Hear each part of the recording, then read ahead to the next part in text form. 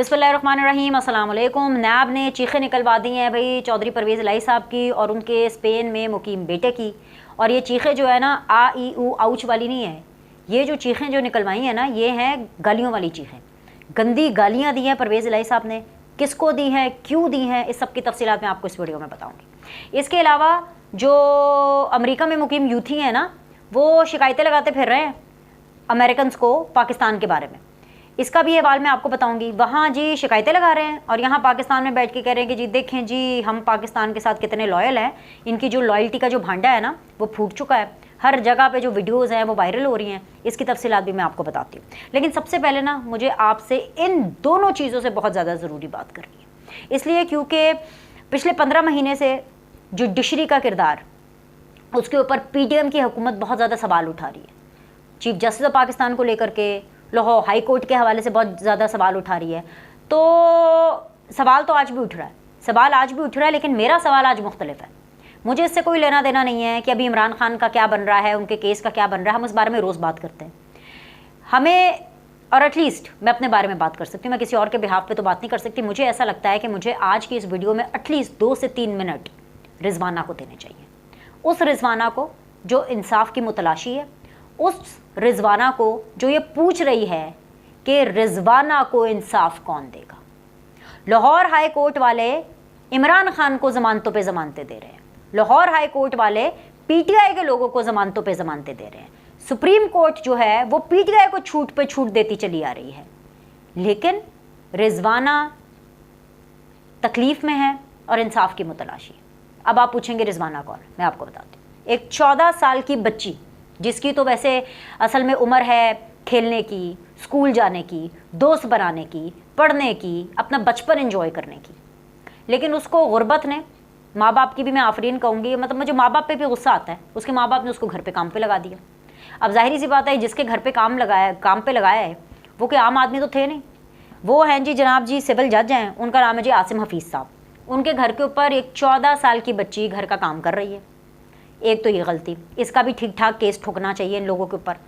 उसके बाद जी और इनके माँ बाप पे भी मैं आपको ऑनेस्टली बताऊं, लेकिन पाकिस्तान के अंदर गुर्बत ऐसी है कि इनकी फिर जब माँ बाप की हालतें देखते हैं ना तो गुस्सा भी आता है और तरस भी आता है। मैं ये डिसाइड ही नहीं कर पाती कि मुझे ज़्यादा इनकी वालिदैन पे गुस्सा करना चाहिए कि इनके ऊपर तरस खाना चाहिए। भी अगर आप बच्चे पाल नहीं सकते हैं तो फिर आप पैदा क्यों करते हैं। 14 साल की बच्ची, एक उसकी उम्र ऐसी, ऊपर से लड़की, और इतनी माइनर एज में आप उसको किसी अनजाने घर में भेज देते हैं पैसे कमाने के लिए, और फिर पलट के पूछते भी नहीं है कि क्या उसका हाल है क्या नहीं है। मार मार के ये जो सिविल जज है आसिम हफीज़ साहब, इसकी बेगम ने मार मार के उसको इतना मारा कि पुलिस को कोई बता रही है कि जी कोई 8-10 ऐसे घाव मिले हैं जिनके अंदर कीड़े पड़ चुके हैं।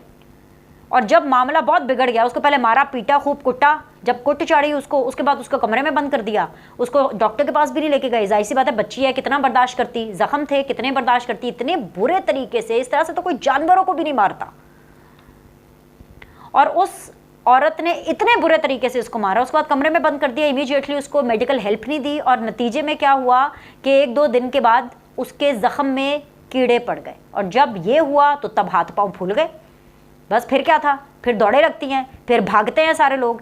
खैर जी, लुबे लुबाब ये है कि जी रिजवाना हॉस्पिटल में है, पुलिस केस हो चुका, अदालत में केस लगा। लाहौर हाई कोर्ट के जो जज साहब हैं वो इस केस को सुन रहे थे। जो लाहौर हाई कोर्ट के जज साहब हैं जस्टिस फारूक हैदर साहब, ये अपना नाम सुनहरे हरूफ में लिखवा सकते थे, लेकिन इन्होंने चूज़ किया अपने पेटी भाई को सपोर्ट करना। इन्होंने चूज़ किया कि भाई मैं तो सिविल जज आसिम हफीज़ को थोड़ी रियायत दे दूँ, जितनी भी रियायत बनती है। जो जस्टिस फारूक हैदर साहब हैं, जो लाहौर हाई कोर्ट के जस्टिस हैं, उन्होंने उस बच्ची की टूटी टांग, ज़ख़म, उसमें पड़े कीड़े, उसकी क्रिटिकल कंडीशन कोई नहीं देखी।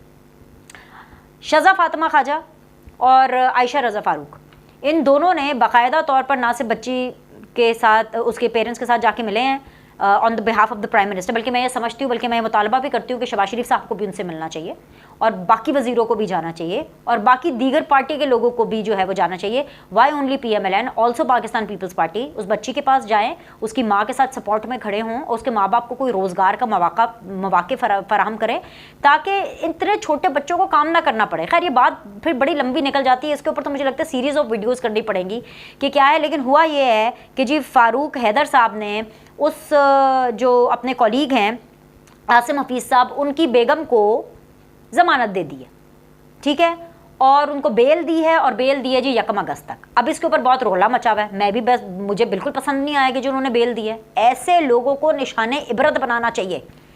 अच्छा, अब उसके बाद ये सारी जो तमहीद मैंने बांधी है ना, ये मैं इसलिए बांधी है मैंने कि शाज़ा फातिमा हो या आयशा रज़ा फ़ारूक साहिबा हों, वो जब वहाँ पर गई और उन्होंने जब उस बच्ची की हालत देखी तो उन्होंने मीडिया से गुफ्तगू की। उन्होंने कहा कि भाई इतनी कमज़ोर FIR, शज़ा ने बोला कि भाई FIR को भी मजबूत करें, भाई किसी को तो इंसाफ दे दो, इन लोगों को तो इंसाफ दे दो। आपके दिल में कोई खुदा का खौफ नहीं आता? आपके घर में बच्चियां नहीं हैं? जमानत क्यों जमानत? इसको तो कड़ी सजा देनी चाहिए थी। इतनी कमज़ोर FIR बनाते हैं ये। एनीवेज जी, फिर मैं मजबूर हो गई कि जी लाहौर हाई कोर्ट के जो जस्टिस हैं, जस्टिस फ़ारूक हैदर साहब, इनके बारे में पता किया जाए। तो भाई पता चला कि जी ये वही जस्टिस साहब हैं जिन्होंने 8 केसेस में इमरान खान साहब को ज़मानत दी। इसके अलावा इनका फेवरेट मशगला है PTI के लोगों को रिलीफ देना। शाह महमूद कुरैशी साहब को भी माजी में रिलीफ दे चुके हैं, अली अफजल शाही साहब को भी माजी में रिलीफ दे चुके हैं, एजाज चौधरी साहब को भी माजी में रिलीफ दे चुके हैं। वो अलग बात है, जाहिर बात है 9 मई के वाक़यात के बाद इतने इन्होंने कांड किए हैं, इन सारे लोगों ने, PTI वालों ने इतने बड़े बड़े कांड, इतने ब्लंडर्स कर दिए हैं कि अब ये हाई कोर्ट शाही कोर्ट का रिलीफ जो है वो क्या मतलब क्या वैल्यू रखता है 9 मई के जलाओ घिराव के आगे।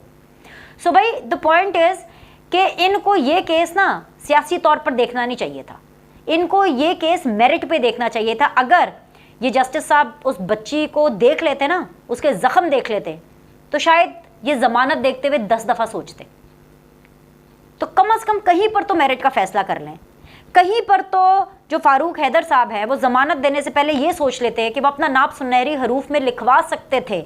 आज ये जो मैं वीडियो कर रही हूँ ये एक अलग वीडियो हो सकती थी, मैं उनके लिए तालियां बजा सकती थी, उनको शाबाश दे सकती थी कि मैं खुश हुई कि एक 14 साल की बच्ची रिजवाना को, और कुछ नहीं, वो जिस तकलीफ़ से, जिस कर्ब से गुजरी है, एटलीस्ट उसकी भरपाई सिर्फ यही है कि जिसने उसको इस अंजाम तक पहुंचाया है उसको ज़मानत नहीं, उसको सज़ा होती ना, कैंसिल होती ज़मानत। ये जो 9वीं 10वीं मुहर्रम की जो छुट्टी हैं, वो जो अपने पति के साथ, अपने हस्बैंड के साथ, जो कि सिविल जज हैं, उनके साथ बैठ के मनाएंगी, अपने घर में कंफर्टेबल एटमॉस्फेयर में मनाएंगी, गुजारती जेल के अंदर, हवालात के अंदर गुजारती, तो उनको लग पता जाता कि किसी भी बच्ची के ऊपर, पराई बच्ची के ऊपर, छोटी बच्ची के ऊपर हाथ उठाने का मतलब क्या होता है। तो मेरे ख्याल से कि इस बारे में हम सबको आवाज़ उठानी चाहिए। इस बारे में आप ट्रेंड्स बनाएं सोशल मीडिया के ऊपर, आप अपने वीडियोस रिकॉर्ड कराएं, हम सोशल मीडिया के ज़रिए इस बारे में आवाज़ उठा सकते हैं, बिकॉज रिजवाना को इंसाफ चाहिए। और रिजवाना जैसी और बहुत सी ऐसी बच्चियाँ, हर 2-3 हफ्ते के बाद, हर 1-1.5 महीने के बाद ऐसा कोई ना कोई केस आता है जो हम सबको हिला के रख देता है। मेरी रूह काम जाती है। मैं अभी भी जब उस बच्ची के बारे में बात कर रही हूँ, आप ये देखें, मेरे रोंगटे खड़े हो गए हैं कि इतना बुरा तशद्दुद, ऐसा कौन मारता है? ये इंसान है कि जानवर? मुझे तो लगता है कि ये जो सिविल जज है आसिम हफीज़, इसकी जो बेगम है, इन दोनों को थेरेपी चाहिए। ये दोनों नफ्सियाती मरीज हैं। और जाहिर सी बात है वो जज है, अभी कंटेम्प्ट लगा देंगे, जो भी करेंगे। लेकिन जो लाहौर हाई कोर्ट के जो इस तरह के जजेस हैं, जो रिलीफ देने के बारे में इनको सोच भी सकते हैं, इनको भी कुछ खुदा का खौफ करना चाहिए। इनको भी चाहिए कि अपनी मेंटल थेरेपी जाके कराएं, इनको पता चले कि किस तरह से केसेस को जो है वो भांपना है।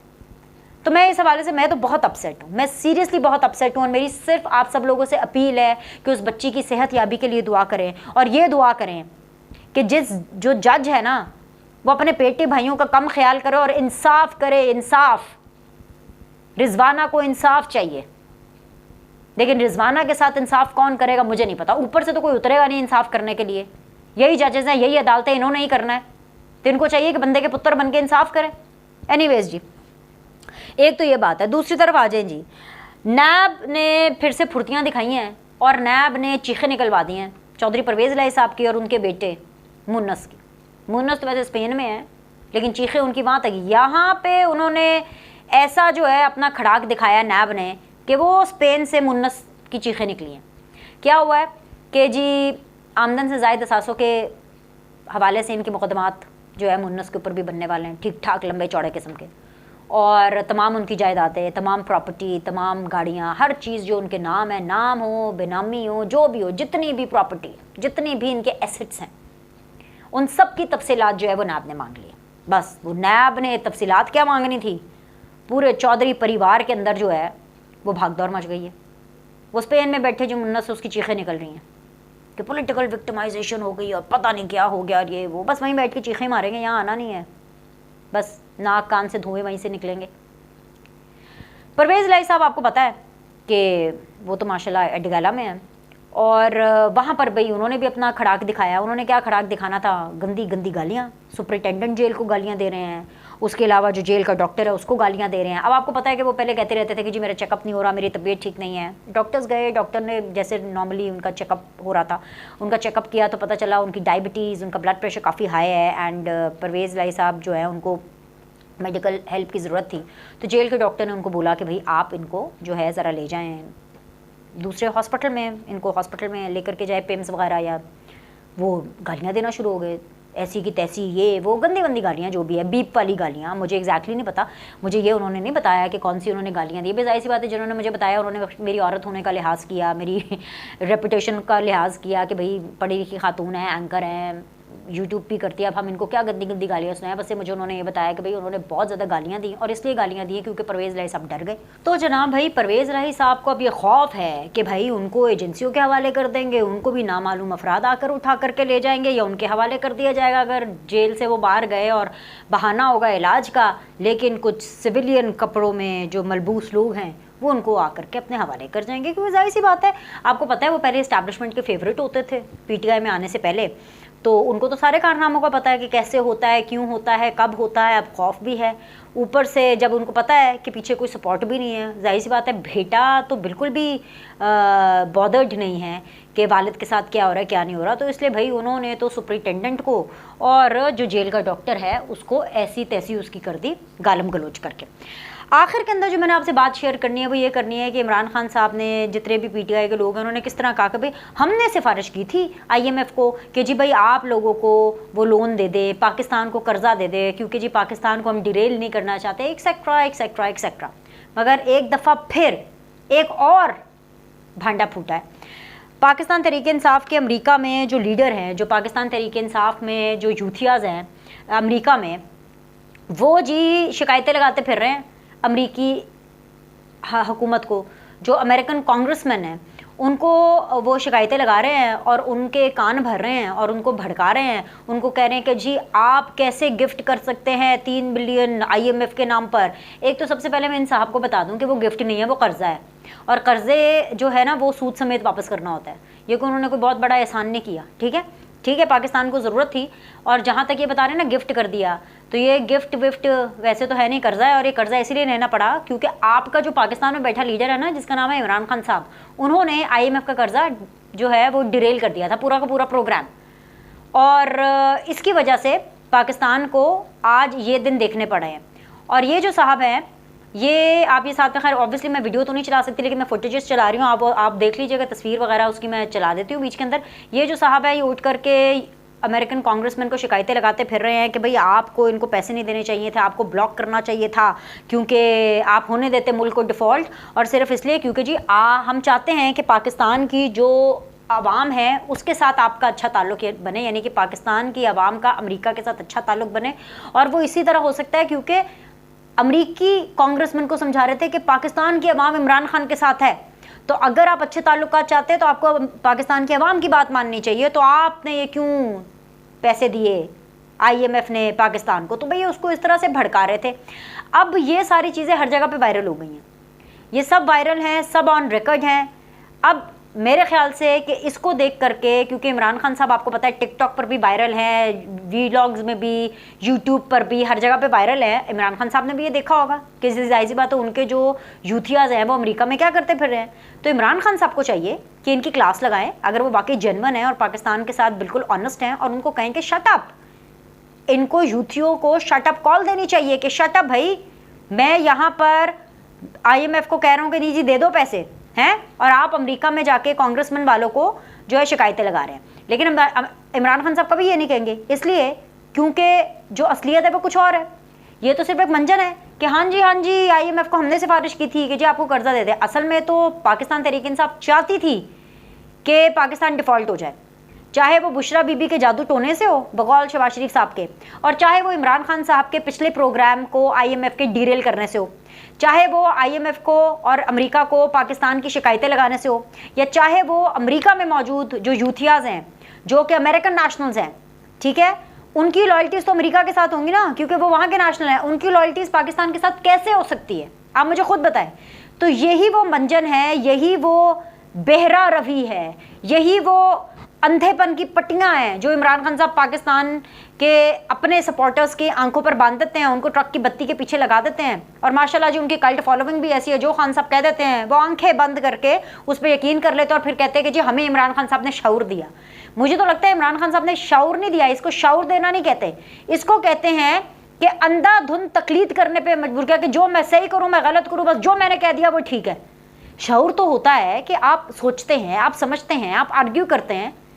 यहाँ पर जी अच्छा जी अवाम इमरान खान के साथ है, इमरान खान चाहे पाकिस्तान के ऊपर हमले कराते फिरे, 9 मई के वाक़यात होते फिरे, चाहे इमरान खान साहब बतौर वज़ीर आज़म भी आर्मी चीफ को पूरी स्पेस दें कि जी आप कर ले फैसले, चाहे इमरान खान साहब बतौर वज़ीर आज़म भी अपनी फर्स्ट लेडी जो FA पास है उसको कह दे कि जी तुम करो 22 करोड़ आवाम के फैसले, घड़ियाँ भी ले लो, फलाना भी ले लो, टिंगरा भी ले लो, पूरा माल समेट लो हैं। और पाकिस्तान के जो पाकिस्तान तहरीक इंसाफ के जो सपोर्टर्स है, जो इमरान खान के सपोर्टर्स है, वो शऊर के नाम के ऊपर बुत बन जाएं, आंखें बंद करके जो खान ने कह दिया ठीक कह दिया, एक खान है वो सच्चा है, वो कभी झूठ नहीं बोलता।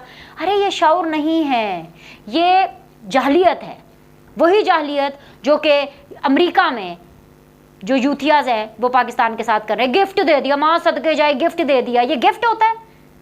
सूद समेत वापस करने हैं पैसे, पाकिस्तान की आवाम डबल डबल ट्रिपल ट्रिपल पैसे वापस करेगी अमेरिका को।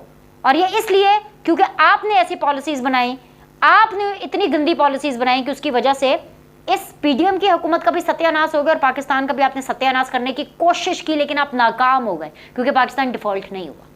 एनीवेज जी अभी के लिए इतना ही, लाइक करें, सब्सक्राइब करें, आपसे अगली वीडियो में मिलते हैं।